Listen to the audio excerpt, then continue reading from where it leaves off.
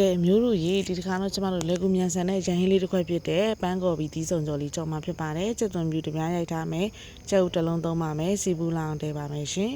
စီပူလာရင်တော့ကျမတို့ကျက်သွန်ပြူတပြားရိုက်ထားတာလေးကိုကျမတို့လှိမ့်ပေးပါမယ်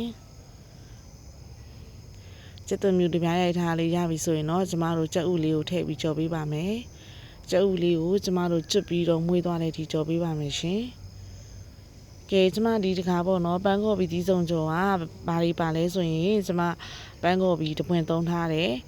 ကျမတို့ဥနီကတော့နည်းငယ်သုံးထားတယ်ကော်ပြီးနည်းငယ်သုံးထားတယ်ပေါ့နော်အဲ့ဒါကြီးအကုန်လုံးကိုကျမရောကြော်မှာဖြစ်ပါတယ်ကဲကျက်ဥလေးကကျွတ်သွားပြီဆိုရင်တော့ကျမတို့အသီးနှံလေးတွေဆေးထားတာလေးတွေထည့်ပါမယ်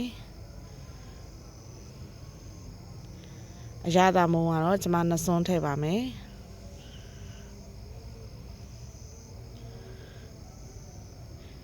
ပြီးရင်တော့စားနေငယ်ထည့်ပါမယ်ကဲပြီးရင်တော့ကျမတို့တမအောင်မွေပေးပါမယ်ရှင်ကဲကျမတို့ဒီပန်းကော်ပီလေးတွေကိုကျမတို့ပေါ့နော်တီးရွက်လေးတွေကျမတို့နွမ်းသွားတဲ့ဒီကျမတို့ကြော်ပေးပါမယ်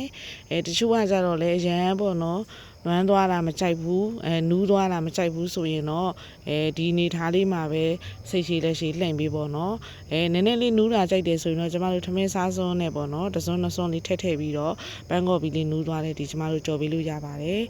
ပန်းကော်ပီကြော်ရင်ကျမတို့နေတချို့ကခရမ်းညင်သီးထည့်တယ်ပေါ့နော်ခရမ်းညင်သီးလေးစိတ်ထိုးပေါ့အဲ့လိုမျိုးထည့်တယ်ပေါ့နော်ခရမ်းညင်သီးထည့်လဲကောင်းပါတယ်ဆိုလေးဖြစ်သွားတာပေါ့နော်ကျမဒီတခါခရမ်းညင်သီးတော့မထည့်လိုက်ပါဘူးရှင်ကျမတို့နွမ်းသွားတဲ့ဒီကြော်ပေးမယ်နော်ကဲအခုဆိုရင်တော့ကျမရဲ့တီးစုံပန်းကော်ပီကြော်လေးရပါပြီရှင်ဒါလေးရဆိုရင်ကျမတို့ပေါ့နော်ရန်လွယ်ကူမြန်ဆန်တဲ့အရန်ဟင်းလေးတစ်ခွက်လည်းဖြစ်ပါတယ်ပြီးတော့ကြတော့စားရတာလည်းကျမတို့ရန်မြိန်နေပေါ့နော်